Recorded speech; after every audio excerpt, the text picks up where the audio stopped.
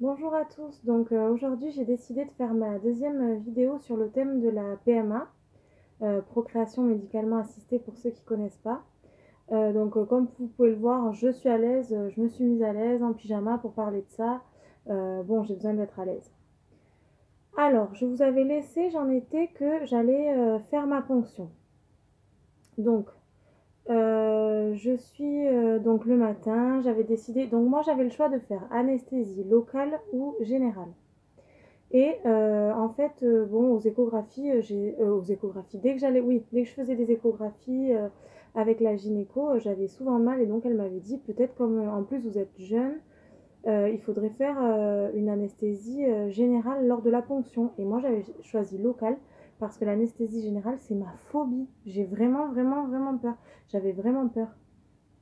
Et donc, du coup, j'avais choisi local sous hypnose, mais elle me disait, la gynéco, non, mais vous allez avoir trop mal. Et vu comme j'avais mal rien qu'en faisant des échographies, alors qu'il y a plein de femmes que ça leur fait rien, je me suis dit, bon, je vais les écouter. Enfin, bon, c'est qu'une anesthésie générale après tout. Donc, j'essaye de me. Moi, je suis comme ça, j'essaye de me mentaliser, j'essaye de me préparer donc à faire une anesthésie générale. Et bon, le jour J, je suis à jeun, j'arrive le matin au bloc, je mets la tenue. Et là, j'apprends qu'en fait, on a encore le choix si on veut local ou général. Et là, j'étais super mal. L'infirmière, elle m'a dit, mais vous avez froid. J'étais froide tellement j'étais stressée, je commençais à trembler. Et en dernière minute, je me suis dégonflée. J'ai dit non, je veux une anesthésie locale. Bon, j'arrive au bloc, je me fais déshabiller. Bon, déjà, c'est impressionnant parce que bon, enfin, on se croirait dans une série. Moi, c'était la première fois que je me faisais opérer, donc pour moi, c'était impressionnant. Bon, j'arrive, elle m'installe et tout. Et je vous promets, elle commence à peine à me mettre le spéculum. Non, alors je sais pas si c'était le stress que j'étais contractée ou quoi, mais je commençais à avoir mal. Alors j'ai toute la pression qui relâche, je me mets à pleurer, à trembler. Et franchement, bon après, je veux pas faire peur aux autres filles qui veulent faire une anesthésie locale, hein. J'ai vu plein de filles, ça s'est super bien passé, qu'elles n'ont pas eu mal et tout. Et pourtant, moi d'habitude, je suis. Enfin, bon, ça n'a rien à voir, mais j'ai plein de tatouages. Enfin, je veux dire, je suis pas spécialement quelqu'un de douillette, mais alors là, à ce niveau-là, si je dois recommencer, c'est pas possible, hein. Je ne ferai jamais ça. Bon, donc je veux pas faire peur aux autres filles, je veux dire mon expérience, mais de façon sincère. Donc, bah, sincèrement, c'était la pire douleur de ma vie. J'en pouvais plus, je criais. La chirurgien, elle a carrément voulu arrêter. Enfin, je sais pas, je sais même pas comment vous expliquer. C'était horrible. Enfin, j'avais vraiment mal, j'arrivais pas à pas bouger. Et le problème, c'est comme j'avais la phobie de l'anesthésie, l'anesthésiste à côté elle me disait non mais il faut vous endormir là, mademoiselle, c'est pas possible. Même la chirurgien m'engueulait parce qu'elle me disait non mais je peux pas travailler dans ces conditions. Et le problème, c'est que moi, j'avais tellement peur. Elle me disait, vous voulez même pas du gaz hilarant, quelque chose? Et moi, je disais, non, non. Enfin, vraiment, bon, j'en rigole maintenant parce que bon, c'est pour ça que j'ai mis un peu du temps à tourner la deuxième vidéo parce que je voulais avoir un peu de recul, voilà.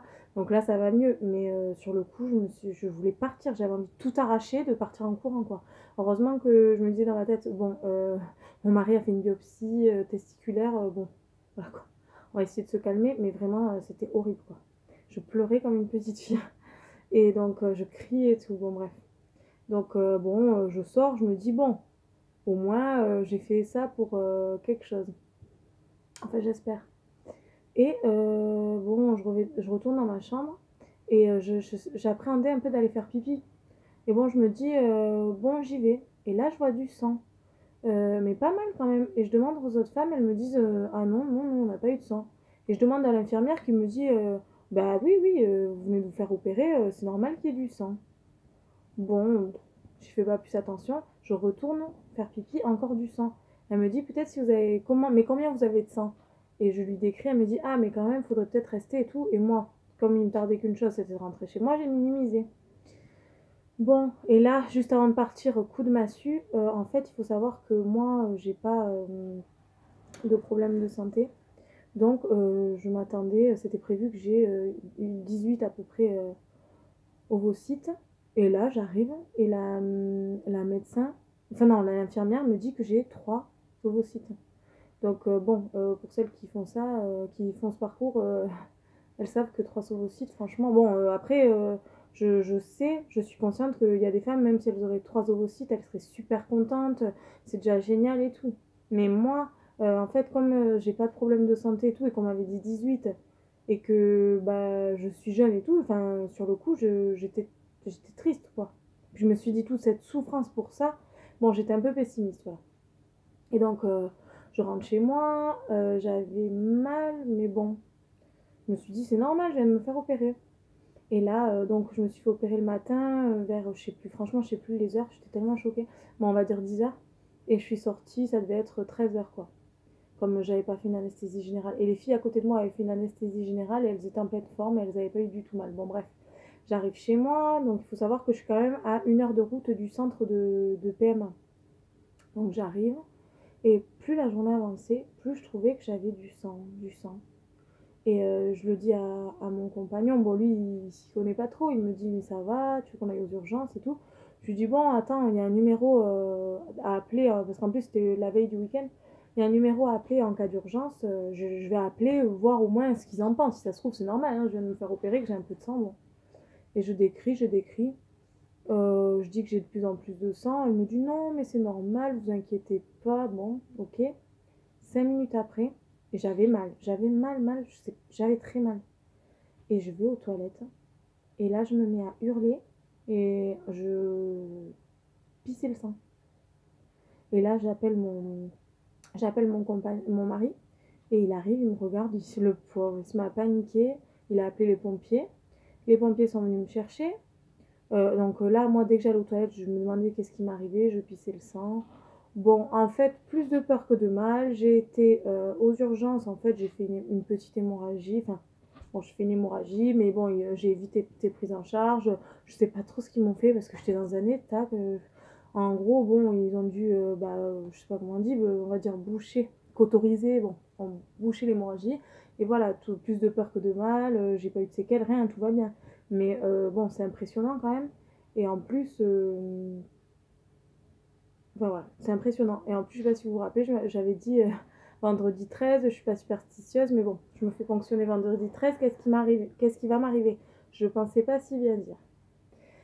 Bon, ensuite, donc bon, le lendemain, j'étais pas super bien. Donc après, bon, j'apprends que sur les 3 ovocytes, il y en a que 2 de matures. Donc je me dis, bon, bah on va voir, hein. Et là, j'apprends que ils ont donc sur les 2 ovocytes fécondables, il y a eu 2 embryons. Donc là, avec mon mari, on était mais heureux, mais je me disais merci mon Dieu quoi. Donc j'étais vraiment vraiment contente. Bon après, j'étais pas. En fait, c'était chaque étape, c'était une victoire. Après, je me disais bon, on sait pas, hein, ça se trouve demain, il y aura plus rien. Mais bon, c'est déjà bien quoi. Et bon, je sais plus, bon, tout ça, ça se passe sous 2 3 jours, hein. Je sais plus exactement. On va dire le lendemain, le biologiste m'appelle et me dit bon, bon par contre je vous dis le lendemain, mais moi ça m'a paru 3 mois quoi. C'est super long parce que je suis stressée. Le lendemain, le biologiste m'appelle et me dit bon bah les 2 embryons résistent, vous allez avoir un transfert après-demain à J3 parce que, bon, enfin à J3, il y en a un bon. Il est vraiment pas terrible, mais bon, je vous dis pas les termes médicaux, je vous dis de ma façon de parler parce que. Donc il y en a un, il est vraiment pas terrible, mais le deuxième, ça va. Ok. Donc le lendemain, je vais au transfert. Donc comme je vous ai dit, c'est à 1 heure. Donc j'arrive super contente et tout. J'attends longtemps, j'arrive. Et là, on me dit, non, mais en fait, il n'y aura pas de transfert. Et là, je me dis, oh, c'est pas vrai. Il n'y aura pas de transfert parce que, bah, en fait, bon, il y en a un, je sais pas si on dit mort. Bon. Il y en a un, il a arrêté de se développer. Et l'autre embryon, bah, celle-là, ça va pas. Donc, on voudrait le pousser en blastocyte. Donc là, j'étais à J3. On voudrait le pousser à J5 pour voir s'il repart. Et sinon, bah. Mais bon, vu la tête qu'il faisait, je me disais, mais c'est impossible, quoi. Bah, sinon, bah, faudra vous refaire ponctionner, quoi. Recommencer. Et moi, je dis à ce. Donc, bon, déjà, faut que j'encaisse ça. J'étais super triste. J'étais encore sous le choc de mon hémorragie et tout. Puis bon, moi, c'est la première fois que je fais ça et tout. Donc, bon, j'étais triste, quoi. Et je dis, en plus, je me dis, mais pourquoi ils m'ont pas appelé? Ils me font faire 2 heures de route, tout ça pour me dire, non, madame. Et en fait, j'ai compris pourquoi ils m'ont fait venir. Parce que je vois la chirurgienne me dit oui, donc vous savez que vous avez que 3 ovocytes et tout. Moi je dis oui, c'est parce que j'ai bougé, vous n'avez pas pu travailler. Elle dit bah non, c'est parce qu'on a on a mal fait en gros les traitements. Enfin en gros, bon, ils avaient mal. Bon, je me dis peut-être que c'est normal parce que c'est la première fois que je faisais une fécondation in vitro ici, donc peut-être c'était le temps d'ajuster les traitements. En tout cas, ils m'ont dit bon ben on a mal dosé le gonal et tout, donc du coup bah ça n'a pas marché comme on voulait. Donc voilà. Donc ok, bah moi je me suis sentie un peu, je leur en veux pas parce qu'ils sont super gentils, mais bon, moi je me suis sentie un peu, comment dire, un rat de laboratoire quoi. Bon, ça va pas trop marché, désolé. On va pas vous transférer, peut-être dans 2 jours on vous appelle. Je suis partie de là, j'étais dans un état, bon, voilà quoi. Et après, bon, je suis très croyante, donc j'ai prié, prié, prié. Je me dis, mais je sais pas pourquoi j'avais pas espoir, j'avais pas d'espoir. Et bah à J5, on m'appelle et on me dit, vous avez un super blastocyte. Là, j'étais, mais je sais, en fait, j'ai pas les mots tellement j'étais contente. Donc, venez, on va vous faire un transfert. J'arrive, donc pour celles qui connaissent, apparemment le transfert, ça avait pas du tout mal. Moi, j'ai même eu mal au transfert, donc je pense que je suis très sensible à ce niveau-là, je sais pas. Donc, on me fait le transfert. Et là, bon, bah, je pense que bon, pendant 3 4 jours, j'avais fait toutes les recettes de grand-mère qui existaient, boire du jus d'ananas, je mettais des grosses chaussettes pour pas prendre froid. Enfin, vraiment, je prenais vraiment soin de moi. J'essayais vraiment de bien faire, de faire. Enfin, j'essayais de me reposer un maximum, de prendre soin de moi. Et un matin, je me réveille et j'avais mal, mais je me disais, bon, toutes les filles disent que, les filles disent que c'est possible d'avoir des symptômes, mais qu'il faut faire attention, c'est parce que c'est avec la progestérone. Mais je sais pas pourquoi, moi qui suis quelqu'un d'assez pessimiste, j'étais sûre d'être enceinte. Je me disais, mais non, mais là, je crois que je suis enceinte, je sais pas. Dans ma tête, c'était impossible que ça marche pas, mais je me disais, attends, attends, calme-toi, parce que. Et puis bon, n'y tenant plus, donc à J9, donc, alors ma prise de sang était à J15, à J9, je fais un truc débile, mais je sais pas, je pensais vraiment que j'allais attendre ma prise de sang, mais à J9, je me réveille, je me sens enceinte, je me dis c'est bon, je vais acheter un test de grossesse, j'en peux plus.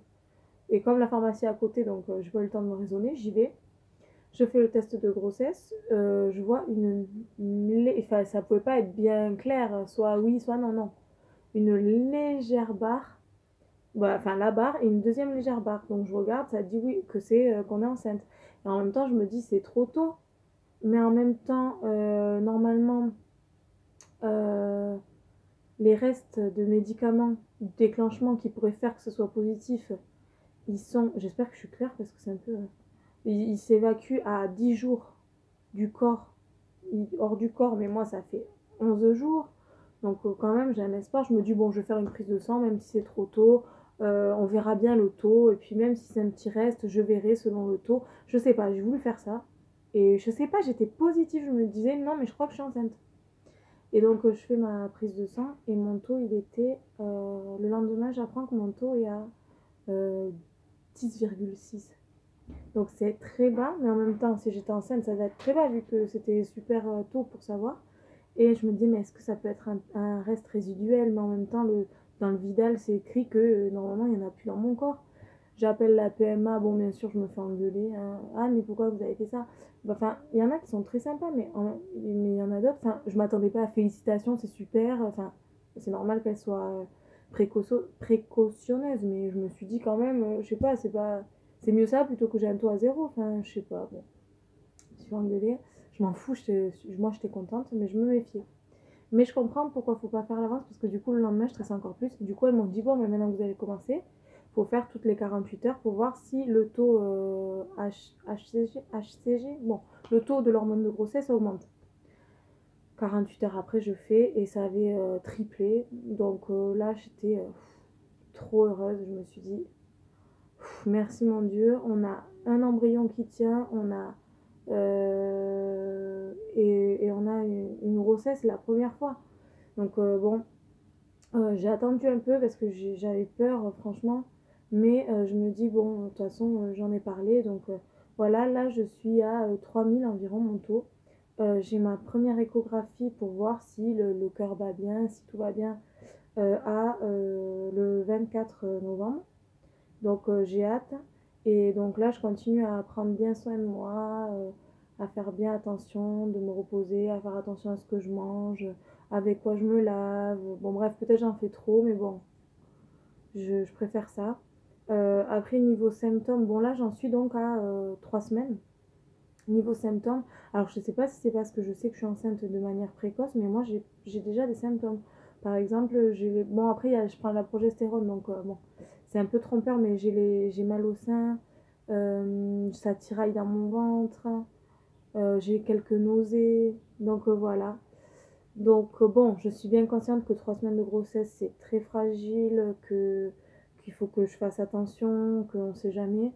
Mais je suis très positive et j'espère que mon petit chou va s'accrocher. Et peut-être que bientôt je ferai j'espère, des vidéos de grossesse et peut-être bientôt de maman. Et je voulais dire à toutes les femmes qui font la PMA que c'est vraiment, je leur souhaite de tout mon cœur du courage. Parce que au début, franchement, la première vidéo, quand je faisais les piqûres et tout, je me disais, bon, ça va. Et là, je suis consciente encore que je suis dans un début de parcours et tout. Enfin, que j'ai pas fait un long parcours quand je vois les parcours de certaines femmes et je me dis, mais franchement, c'est des battantes. Donc vraiment, là, je comprends mieux parce que moi, l'opération, ça m'a choquée et tout. Donc franchement, respect à toutes ces femmes qui font ça, à tous ces couples qui se battent pour avoir un enfant. Et je leur souhaite de tout mon cœur qu'elles aient un bébé et que tout se passe bien. Voilà, moi je vais continuer à couver mon petit chou. Voilà, à bientôt, ciao.